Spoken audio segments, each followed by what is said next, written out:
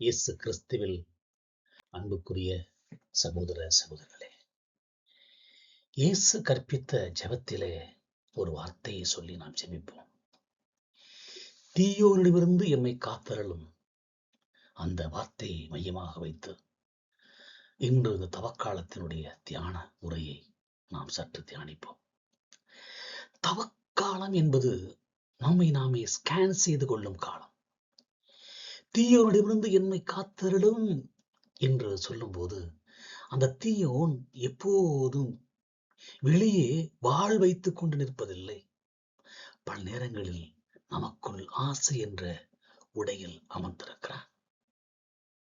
தவக்காலம் என்பது நம்மை நாமே ஸ்கேன் செய்து கொள்ளும் காலம் என்ற ஒரு அந்த சிந்தனை இன்னும் கொஞ்சம் ஆழமாக ஒரு ஆன்மீக எக்ஸ்ரே எடுத்து பார்க்க நாம் கடமைப்பட்டிருக்கிறோம். மருத்துவமனையில் ஸ்கேன் எடுக்கும் போது உடலுக்கு வெளியே தெரியாத கட்டிகளாக அடைப்புக்குள்ளே இருக்கிறதா என்று பார்ப்பதற்கு என்று பார்ப்பார்கள். அதுபோல இந்த 40 நாட்கள் ஆன்மீக ஸ்கேனிங் மிஷினில் நாம் அமர்ந்திருக்க அழைக்கப்படுகிறோம்.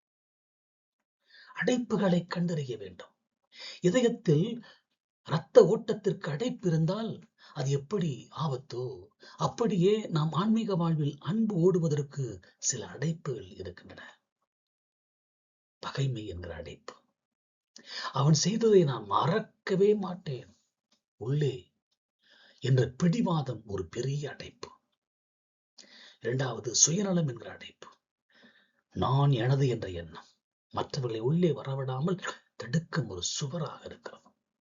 விவிலியத்துடைய பார்வை என்ன? உன் சகோதரன் மேல் உனக்கு ஏதாவது மனத்தாங்கள் உண்டன நினைவு கூர்ந்தால் முதலில் அங்கே வைத்துவிட்டு முதலில் போய் அவனோடு ஒப்பரவாகு என்று அழைக்கிறோம். மத்தேயு நற்செய்தி 5 நாம் படிக்கிறோம்.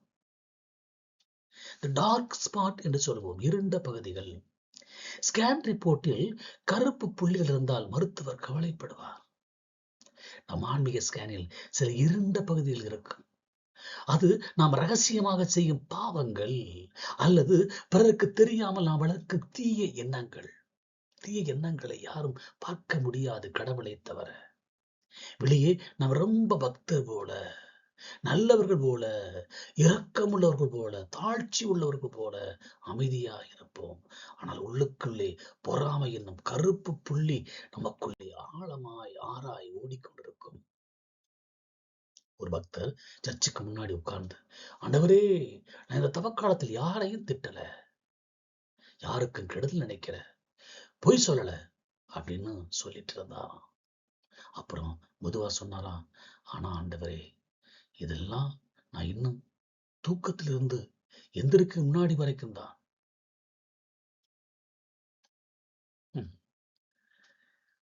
இதுதான் யதார்த்தம்.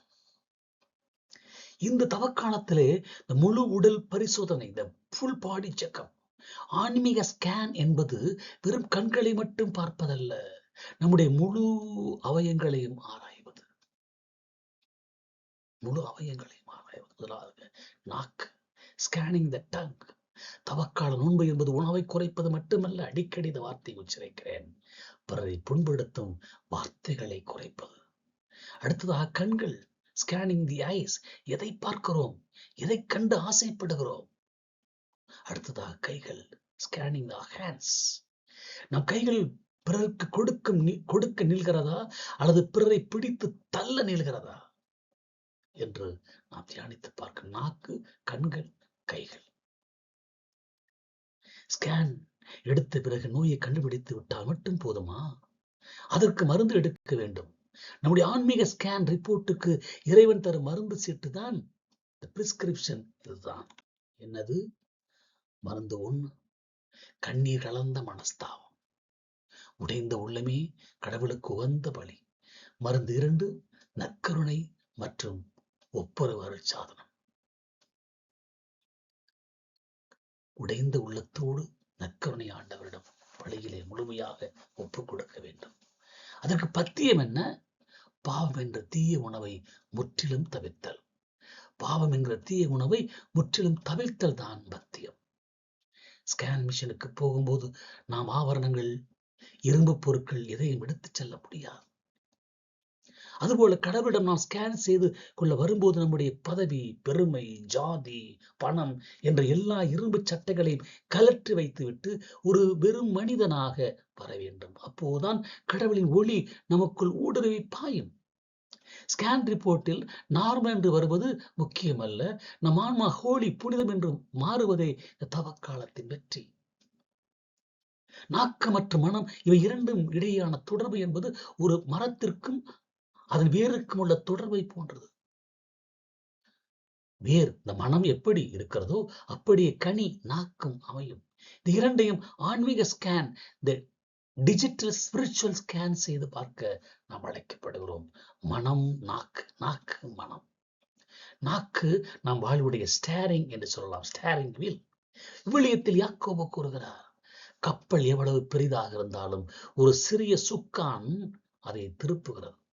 அதுபோல நாக்கு சிறிய உறுப்பு என்றாலும் பெரிய காரியங்களை செய்கிறது. யாக்கோபு 3:4-5 நாம் படிக்கிறோம். அதுவே நாக்கை பரிசோதனை செய்து வாக்க வேண்டும். சர்க்கரை நோய், சுகர் செக். நம் நாக்கில் அளவுக்கு அதிகமாக இனிப்பு, அதாவது இனிப்பு என்றால் இங்கே முகஸ்துதி, ஐஸ் வைத்தல் என்று சொல்கிறோம் இல்லையா, முகஸ்துதி இருக்கிறதா? முன்னால் புகழ்ந்து பேசிவிட்டு பின்னால் குழி பறிக்கிறோமா? ரத்த அழுத்தம் இருக்கிறதா? கோபத்தில் நம் வார்த்தைகள் மற்றவர்கள் இதயத்தை துளைக்கிறதா? சுட்டவுன் உள்ளார மாறாதே, நாவினால் சுட்டவடு என்று வள்ளுவர் சொன்னது போல நம் வார்த்தைகள் தழும்புகளை உருவாக்குகிறதா என்று நாம் பரிசோதித்து பார்க்க வேண்டும். இந்த கிருமி தொற்று, புரணி பேசுதல் தான் கிருமி தொற்று என்பது. ஒரு வைரஸ் கிருமி போன்றது. ஒருவரிடம் தொடங்கி ஊர் முழுவதும் பரவி ஒருவரின் நற்பெயரை கொன்றுவிடும் அந்த புரணி பேசுதல். ஒரு பெண்மணி பாவசிங்கத்திடம் செய்ய போனார். சாமி, நான் ஊர்ல இருக்க எல்லாரையும் பத்தி தப்பு தப்பா பேசிட்டேன், இப்போ வருத்தப்படுறேன், என்ன பரிகாரம் செய்யணும் என்றார். சாமி சொன்னார், ஒரு தலையை எடுத்துக்கோ, அது இருக்கிற இறகுகளை ஊர் முழுக்க தூவி விட்டு வா, அதாவது பஞ்சுகளை. அவரும் அப்படியே செய்தார். அப்புறம் செஞ்சிட்டேன் சாமி என்றார். சாமி சொன்னார், இப்ப போய் அந்த பஞ்சுகள் எல்லாத்தையும் திரும்ப எடுத்துட்டு வா. அந்த பெண் அழுது கொண்டே சொன்னார், அது முடியாது சாமி, அது காத்துல எங்கெங்கோ போயிருக்க சாமி என்று சொன்னார். உன் வார்த்தைகளும் அப்படித்தானம்மா, ஒரு முறை பேசிட்டா திரும்பி பெற முடியாது என்று சொன்னார். ஆமன்புக்குரியவர்களே, அப்படித்தான் மனம் நம் வாழ்வின் இயந்திர அறை. மனம் நம் வாழ்வின் இயந்திர அறை. நாக்கு பேசுவதற்கு முன்பே மனம் அதை கருவிலே சுமக்கிறது. மனித மனத்தின் நிறைவையே வாய் பேசுகிறது. உள்ளத்தின் நிறைவை வாய் பேசும் என்று மத்தேயு நற்செய்தி 12:34 ஆண்டவர் இயேசு கூறுகிறார். எனவே மனமும் பரிசோதனை செய்யப்பட வேண்டும். மனத்திலே பரிசோதனை செய்யப்படுகிற போது அகந்தை, நம் மனம் ஒரு ஊசியை போன்றது. அது மற்றவர்களை குத்தி கொண்டே இருக்கும். நான் என்ற அகந்தை இருக்கும் இடத்தில் கடவுளுக்கு இடம் இருக்காது. பொறாமை, இரண்டாவது பொறாமை. இரும்பு எப்படி துருவினால் அழியுமோ, மனம் பொறாமையினால் அழியும். மற்றவர்கள் உயரும் போது நம் மனம் ஏன் வலிக்கிறது? பொறாமை. அடுத்ததா கசப்புணர்வு, பாய்சம். பழைய காயங்களை மனிதர் போட்டு வைத்திருப்பது. நாமே விஷத்தை குடித்து விட்டு மற்றவன் சாக வேண்டும் என்று ஆசைப்படுவது. நாம் விஷத்தை குடித்து விடுகிறோம், மற்றவன் சாக வேண்டும் என்று ஆசைப்படுகிறோம். ஏன் சொன்னார், வெளியே இருந்த மனிதருக்குள் சென்று அவர்களை தீட்டுப்படுத்தக்கூடியது ஒன்றுமில்லை, மனிதருக்குள் இருந்து புறப்படுவையே அவர்களை தீட்டுப்படுத்துகின்றன. மார்க் 7:15. தீயெண்ணங்கள், கள்ளத்தனம், காமவெறி இவையெல்லாம் மனதில்தானே பிறக்கின்றன. எனவே ஒருங்கிணைந்த சிகிச்சை தேவை. நாக்கையும் மனதையும் ஒரே நேரத்தில் குணப்படுத்த இறைவன் தரும் ஹெல்த் பேக்கேஜ் என்ன? மௌன நோன்பு, சைலன்ஸ். வாரத்தில் 1 மணி நேரம் அல்லது ஒரு நாள் மௌனமாக இருப்பது நாக்கை அடக்க உதவும். மௌனம் இருக்கும்போதுதான் மனம் கடவுளின் குரலை கேட்கும். அடுத்ததாக வார்த்தையில் நேர்மை. ஆம் என்றால் ஆம், இல்லை என்றால் இல்லை என்று பேசுவது. பாசிட்டிவ் ஸ்கேனிங் ஆக இருக்க வேண்டும். ஒருவரை பற்றி தவறாக பேச தோன்றும் போது அவரிடம் இருக்கும் நல்ல குணத்தை மனதார நினைத்து பார்க்க வேண்டும். நமது நாக்கு ஒரு கதவு போன்றது. மனம் என்பது வீட்டுக்கு இருக்கும் அறை போன்றது. அறையில் குப்பைகளை சேர்த்து வைத்துவிட்டு வாசலில் வாசனை திரவியம் தெளிப்பதால் எந்த பயனும் இல்லை. தவக்கால சேனைகள் மனதிற்குள்ள குப்பைகளை, அதாவது பாவங்களை அப்புறப்படுத்தினால் நாக்கிலிருந்து வரும் வார்த்தைகள் தானாகவே தேனாக மாறும். ஒரு மனிதன் தவக்காலத்தில் இனிமேல் கோபப்பட மாட்டேன் என்று சம்மதம் எடுத்தானாம். அந்த மதியம் அவர் தூங்கும்போது ஒரு ஈ அவன் மூக்கில் மேல் அமர்ந்தது. மெதுவாக விசிறினார். மீண்டும் மீண்டும் விசிறினார். 10வது முறை வந்தபோது கத்தினார், சத்தானே, அப்புறம் தவக்காலம் முடியட்டும், உன்னை அடிச்சு கொள்றேன் என்று சொன்னாராம். இங்கே பாடம் என்ன? சாத்தான் நம் பொறுமையை சோதிக்க பெரிய விஷயங்களை செய்வதில்லை. ஒரு சின்ன ஈயை கொண்டே நமது தவக்காலத்தினுடைய சபதத்தை உடைத்து விடுவான் என்று எச்சரிக்கையாக இருக்க வேண்டும். விவிலியத்தில் இயேசு பாலியலத்தில் சோதிக்கப்பட்டார். அங்கே சாத்தான் 3 ஆயுதங்களை எடுத்தான். 1 பசி, உடல் ஆசை, கல்லை அப்பமாக்கு. 2 புகழ், பெருமை, மேலிருந்து கீழே குதி. 3வது அதிகாரம், என்னை வணங்கு, எல்லாம் உனக்கு தருகிறேன். உலக இன்பம், பசி, புகழ், அதிகாரம், உடலாசை, பெருமை, உலக இன்பம். இதை ஏற்கனவே நாம் தியானித்திருக்கிறோம். விவிலியத்தினுடைய பயன்பாடு என்ன? தீயோரிடமிருந்து காக்கப்பட வேண்டுமெனில் முதலில் நாம் பலவீனம் என்ன எது என்பதை நாம் கண்டறிய வேண்டும்.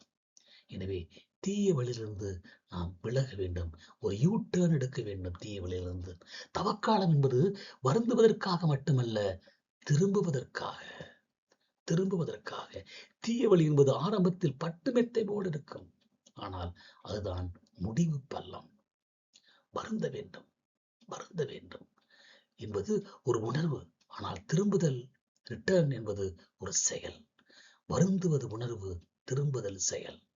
வருந்துதல் என்பது செய்த தவறை நினைத்து அழுவது. திரும்புதல் என்பது அந்த பாதையை விட்டுவிட்டு புதிய பாதையில் நடக்க தொடங்குவது. இதை நாம் இன்னும் ஆழமாக 3 நிலைகளில் திரும்பலாம், தியானிக்கலாம். வருந்துதல் என்பது வாசல் நிற்பது போன்றது.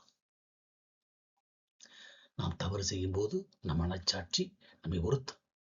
அந்த உறுத்தல் தான் வருத்தம். ஆனால் வாசலில் நின்று அழுது கொண்டிருந்தால் வீட்டுக்குள் நுழைய முடியாது. யூதாஸ் இஸ்காரியத்திடம் நான் செய்த துரோகத்திற்காக வருந்தினான்.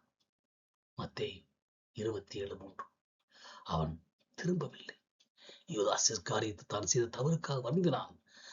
அவன் திரும்பவில்லை. அவன் வருத்தம் அவனை அழிவுக்கு கொண்டு சென்றது. ஒருவன் காரில் தப்பான பாதையில் போய்கொண்டே, ஐயோ தப்பான பாதையில் போகிறேனே என்று சொல்லி அழுது கொண்டே வண்டி ஓட்டினானா? அழுதால் மட்டும் போதுமா? ஸ்டேரிங்கை திருப்பி யூ-டர்ன் எடுக்க வேண்டாமா? அப்படி நாமும் நம்முடைய வாழ்வில் வளர்ந்தினால் மட்டும் போதாது, யூ-டர்ன் எடுக்க வேண்டும். அடுத்து திரும்புதல், மெட்ரோனோயா, ஒரு முழு மாற்றம். விவிலியத்தில் மனம் திரும்புதல் என்பதற்கு பயன்படுத்தப்படும் கிரேக்க சொல் மெட்ரோனோயா. இதற்கு சிந்தனை முறையில் மாற்றம் என்று பொருள் கொள்ளலாம். 180 டிகிரி திரும்புவதுதான் உண்மையான தவக்காலம். முன்பு நான் மட்டும் நன்றாக இருந்தால் போதும், அது சுயநலம். இப்போது பெருநலம் காக்க என்னால் முடியும், அதுதான் பொதுநலம். இங்கே இறையியல் பார்வை என்ன? புனித ராயப்பர், அதாவது பேதுரு, இயேசுவை மறுதளித்தார். அவர் வருந்தி அழுதார். மத்தேயு 26 படிக்கிறோம். ஆனால் அவர் அங்கேயே நின்று விடவில்லை. உயிர் தாண்டவுடன் திரும்பி வந்தார். திருச்சபையின் பாறையாக மாறினார். இதுதான் உண்மையான திருந்துதல். திருந்தலுடைய 3 படிநிலைகளே விவிலியம் தருகிறது. முதலிலே தன்னிலை உணர்தல்.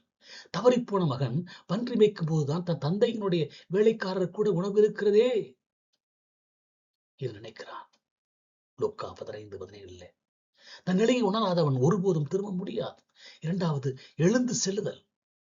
அவன் வெறும் சிந்தனையோடு நிறுத்தவில்லை. நான் எழுந்து என் தந்தையிடம் செல்வேன் என்று சொல்லி அப்படியே அவன் செய்கிறான். நாம் நாளைக்கு செய்யலாம் என்று தள்ளி போடும் நற்செயல்களை இன்றே செய்ய தொடங்குவதுதான் உண்மையான திருந்துதல். 3வது, உறவை புதுப்பித்தல், ரெஸ்டோரேஷன். திரும்புதல் என்பது வெறும் சட்டங்களை மதிப்பது அல்ல, ஒரு நபரோடு, கடவுளோடு உறவை வளர்ப்பது. பிரிந்து போன மகன் தந்தையை வந்து கட்டி பிடித்த போது அங்கே ஒரு புதிய உறவு பிறந்தது. எனவே திரும்புதலுடைய படிநிலை முதலிலே தன்னிலை உணர வேண்டும், எழுந்து செல்ல வேண்டும், உறவை புதுப்பிக்க வேண்டும். இவை 3ம் ஒரு சக்கரத்தின் சுழற்சி போல சுழன்று கொண்டே இருக்க வேண்டும். அதற்காகத்தான் இந்த தவக்காலம். நாம் திரும்புதல் எப்படி இருக்கிறது? ஒருவர் ஒவ்வொரு வருடமும் தவக்காலத்தில், சாமி சாமி, இந்த வருஷம் கண்டிப்பா நான் குடியை விட்டு திரும்புவேன் என்று பாவசேத்தனம் செய்வார். அடுத்த வருடம் அதே போல் வந்தார். சாமி கேட்டார், என்னப்பா போன வருஷம் திரும்புறேன்னு சொன்னியே? அவர் சொன்னார், திரும்பினேன் சாமி, ஆனா திரும்பி பார்த்தா ஒயின் ஷாப் தெரிஞ்சது, அப்படியே உள்ள போயிட்டேன்.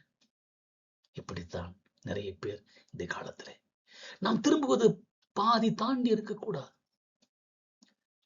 முழுமையாக திரும்பி மீண்டும் பழைய பாதையை பார்க்காத அளவு கடவுளில் அன்பில் முழுமையாக இணைந்து போக வேண்டும். இந்த தவக்காலம் உங்கள் கண்களில் கண்ணீரை வரவழைக்கட்டும், ஆனால் உங்கள் கால்களை கடவுளை நோக்கி நடக்க வைக்கட்டும். வருத்தம் இருக்கலாம், ஆனால் திரும்புதல் மகிழ்ச்சி தரும். எனவே அன்புக்குரியவர்களே, தவக்காலத்தின் முக்கியமான பகுதிக்கு இன்னும் நாம் கடந்து வருவோம். நம்மை பின்னோக்கி இழுக்கும் அந்த ஆன்மீக ஒயின் ஷாப் எது? நம்மை பின்னோக்கி இழுக்கும் அந்த ஆன்மீக ஒயின் ஷாப் எது என்று கண்டறிந்து அதிலிருந்து மீள நாம் வழிமுறைகளை ஆண்டவிடம் கேட்போம். நம்மை பின்னோக்கி இழுக்கும் அந்த ஈர்ப்பு எது? ஒவ்வொருவருக்கும் ஒரு பலவீனம் இருக்கும். அது சிலருக்கு பழக்கமாக இருக்கலாம், பலருக்கு பண்பாகவும் இருக்கலாம். நம்மை பழைய பாதைக்கு இழுக்கும் அந்த ஒயின் ஷாப் எது என்பதை நாம் அறிந்து கொள்ள வேண்டும். ஒன்று, பழைய கசப்புகள். அவன் எனக்கு செய்து நான் மறக்கவே மாட்டேன் என்று மீண்டும் மீண்டும் பழைய காயத்தை தோண்டி பார்ப்பது. இது நம்மை மன்னிக்க விடாமல் பின்னோக்கி இழுக்கும் ஒயின் ஷாப். 2, பாராட்டு போதை. சீக்கிங் தி வேலிடேஷன். நாம் செய்யும் நற்செயலுக்காக பிறர் பாராட்டு தெரிவிக்கவில்லை என்றால் உடனே சோர்ந்து போவது. யாரும் பார்க்கலினா நான் ஏன் செய்யணும் என்று பழைய சுயநல பாதைக்கு திரும்புவது. அடுத்ததாக தற்பெருமை. தற்பெருமை. நான் தான் எல்லாம் என்ற எண்ணம். நான் தான் எல்லாம் என்று வரும்போது அங்கே கடவுளுக்கு இடமில்லாமல் போகிறது. இதுதான் நம்மை பின்னோக்கி தள்ளும் மிகப்பெரிய தடை. பழைய கசப்புகள், பாராட்டு போதை, தற்பெருமை, இவைகள் இருக்கிறதா? பரிசோதித்து பாருங்கள். ஒருவர் தவக்காலத்தில் இனிமேல் யாருடைய வம்புக்கும் போக மாட்டேன், அமைதியாக இருப்பேன் என்று சபதம் எடுத்தார். தெருவில் போகும்போது ஒருவன் அவரை தற்செயலாக இடித்துவிட்டு, கண்ணு தெரியலையா என்று கேட்டான். இவர் உடனே தன் சட்டையை மடித்துக் கொண்டு, ஏய், இது தவக்காலம்டா, இது மட்டும் ஈஸ்டருக்கு அப்புறம் நடந்திருந்தா உன்னை என்ன செஞ்சிருப்ப தெரியுமா என்றார். இங்கே பாடம் என்ன? நாம் திரும்பிவிட்டோம் என்று நினைக்கிறோம், ஆனால் நம்முடைய பழைய சுவாபம், the old nature, இன்னும் நம் சட்டை பைகளையே ஒளிந்து இருக்கிறது. கடவுளுடைய அருளை பயன்படுத்துதல். யூட்டன் எடுத்த பிறகு மீண்டும் பின்வாங்காமல் இருக்க நம்மிடம் பெட்ரோல் இருக்காது. கடவுள் அருள் என்னும் பெட்ரோல் நமக்கு தேவை. பெட்ரோல் நமக்கு தேவை. வார்த்தை என்னும் கவசத்தை அணிந்து கொள்ளும் வேண்டும். சோதனைகள் வரும்போது இயேசு மறைநூலில் எழுதியுள்ளதே என்று சொல்லி சாத்தானை விரட்டினார். நாமும் பின்னோக்கி இழுக்கும் எண்ணங்கள் வரும்போது ஒரு விவிலிய வார்த்தைகளை மட்டும் மந்திரமாக சொல்ல வேண்டும். உதாரணமாக, கோபம் வருகிற போது பொறுமை உள்ளவன் வலிமை உள்ளவன் விட மேலானவன். நீதிமொழி 16:32. அடுத்ததாக, நற்கருணை என்னும் உணவு. நீண்ட தூர பயணம் செய்ய உணவு அவசியம். பழைய பாதைக்கு திரும்பாமல் இருக்க நற்கருணை ஆண்டவர் தம் பலம் தேவை. அவர் தரக்கூடிய பலம் தேவை. அது நம் ஆன்மாவின் நோய் எதிர்ப்பு சக்தியை, இம்யூனிட்டியை அதிகரிக்கும். எனவே யூட்டர்ன் எடுத்து பின்வாங்காமல் இருக்க இன்னும் அதிகமான 3 வழிகளை நான் உங்களுக்கு பரிந்துரைக்கிறேன். ரிவ்யூ மிரர் என்று சொல்லுவோம். மிரரை பார்ப்பதை நிறுத்த வேண்டும். காரில் முன்னால் செல்லும் போது பின்னாடி இருக்கிற கண்ணாடியே பார்த்து கொண்டிருந்தால் விபத்துக்கள் நடக்கும். பழைய பாவங்களை நினைத்து வருந்துவது சரி, ஆனால் அதையே நினைத்து தவிப்பது நாம் பயணத்தை தடுக்கும். முன்னால் இருப்பு பற்றி நோக்கி முன்னோறுகிறேன் என்று பிலிப்பியர் 3:13 படிக்கிறோம். ஜிபிஎஸ் இறைவனின் குரல். ஜிபிஎஸ் தவறான பாதையில் போகும்போது ரீரூட்டிங் என்று சொல்லி சரியான பாதைக்கு திருப்பும். அதுபோல நம் மனச்சாட்சி, இந்த ஹோலி ஸ்பிரிட் பேசும்போது அதை கவனிக்க வேண்டும். வேண்டாம், அந்த பாதை பழைய குழி என்று சொல்லும், உடனே கீழ்ப்படிய வேண்டும். ஸ்டெப்னி என்கிற ஸ்பேர் டயர் உறவுகள். பயணத்தில் டயர் பஞ்சர் ஆனால் ஸ்டெப்னி உதவும். ஆனால் ஆன்மீக பயணத்தில் நாம் தடுமாறும் போது நம்மை தாங்கி பிடிக்க நல்ல நண்பரோ ஆன்மீக வழிகாட்டியோ நமக்கு தேவை. வாழ்வியல் பார்வையும் தவக்கால பயிற்சியும் என்ன? தவக்காலம் என்பது ஒரு ரிஹர்சல். ஒரு நாடகத்திற்கு எப்படி ஒத்திகை பார்க்கிறோமோ அதுபோல பரலோக வாழ்வுக்கு பார்க்கப்படும் ஒத்திகை இது. புனித அகஸ்தியனார் சொன்னார், உன்னை படைத்த கடவுள் உன் அனுமதி இல்லாமல் உன்னை மீட்க மாட்டார். கடவுள் அருள் தயாராக இருக்கிறது. ஆனால் அந்த யூட்டர்ன் வளைவில் ஸ்டியரிங்கை பிடிக்க வேண்டியது உங்கள் கைகள் தான். நம்மை பின்னோக்கி இழுக்கும் அந்த ஒயின் ஷாப் பழைய பழக்கம். வாசலில் நாம் நிற்கும் போது சிலுவையில் தொங்கும் இயேசுவின் கரங்களை பார்ப்போம். அந்த கரங்கள் நம்மை பிடித்து இழுக்க காத்திருக்கின்றன. வருந்துவதை விட அவரோடு நடப்பதே சிறந்த தவக்காலம். சும்மா வருந்ததை விட அவர் நடப்பதே சிறந்த தவக்காலம். எனவே தவக்காலத்திலே பின்வாங்க அந்த பயணத்தை வைத்திருப்போம். தினசரி ஆன்மீக செக்கின் நாம் செய்வோம். ஒவ்வொரு நாளும் இரவு தூங்கச் செல்வதற்கு முன் 5 நிமிடம் அமைதியாக அமர்ந்து உங்கள் ஸ்கேன் ரிப்போர்ட்டை பாருங்கள். கேள்விகள் நான் என் நாக்கு யாரையாவது காயப்படுத்தியதா? என் மனம் பழைய ஒயின் ஷாப் பழைய பலவீனத்திற்கு பழைய ஒயின் ஷாப்புக்கு எட்டி பார்த்ததா? அப்படி இருந்தால் சிகிச்சை தவறு நடந்திருந்தால் அங்கேயே மன்னிப்பு கேட்டு அடுத்த நாள் காலையில் புதிய மனிதராக நீங்கள் உருவாகுங்கள். வார்த்தை நோன்பு. உணவை குறைப்பதை விட இந்த வாரம் ஒரு குறிப்பிட்ட வார்த்தை நோன்பு எடுப்போம்.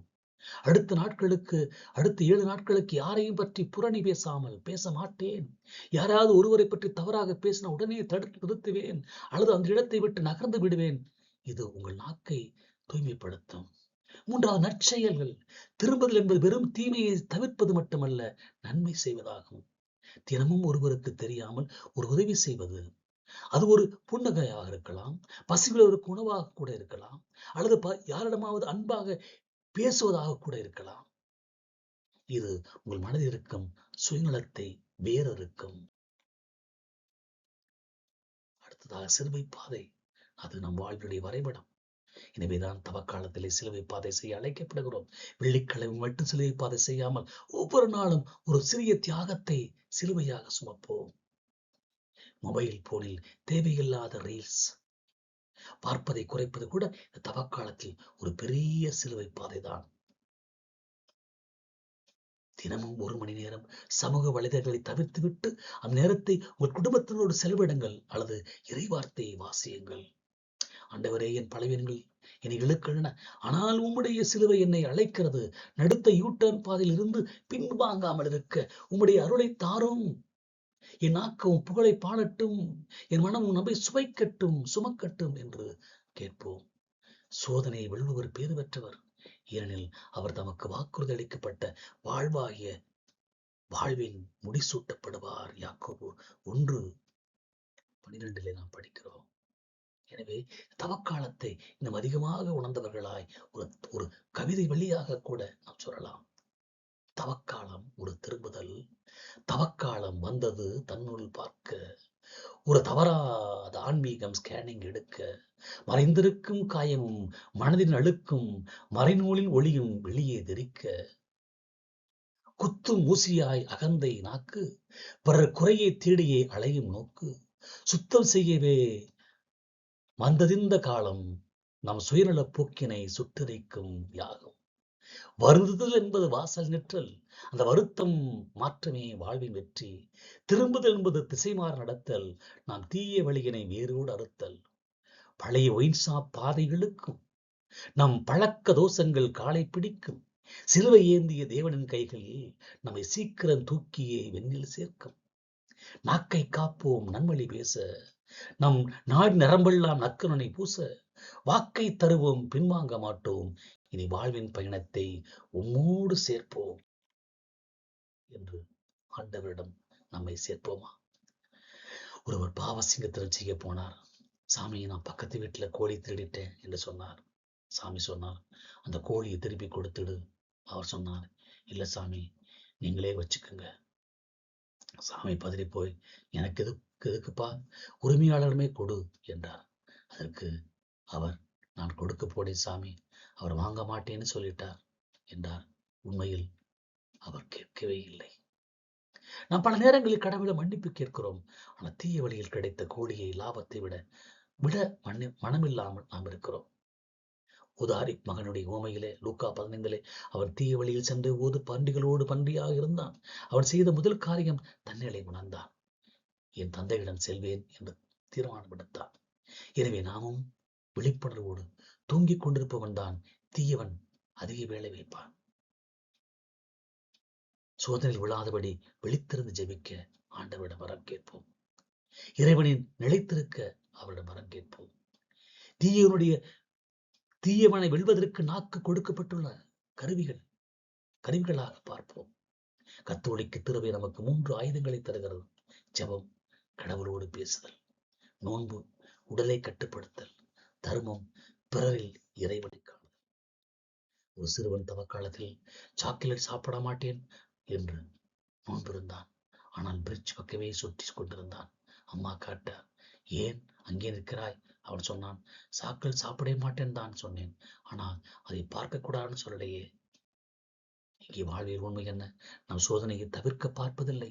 சோதனையோடு செல்ஃபி எடுத்துக்கொண்டு கடவுளே என்னை காப்பாற்று என்கிறோம். தீய வழியிலிருந்து காக்கப்பட வேண்டும் என்றால் அந்த வழியில் நடப்பதை முதல் நிறுத்த வேண்டும். இறுதியாக தீயோரிடமிருந்து என்னை காத்தலிடும் என்று சொல்லும் போது இறைவன் நமக்கு ஒரு கவசத்தை தருகிறார். அதுதான் அன்பு. தீமைக்கு தீமை செய்வதை விட நன்மையால் தீமையை வெல்வதே கிறிஸ்துவ வழி. தவக்காலத்தில் நம்மிடம் இருக்கும் கசப்புணர்வு, பொறாமை, பேராசை போன்ற தீவனின் விதைகளை அகற்றுவோம்.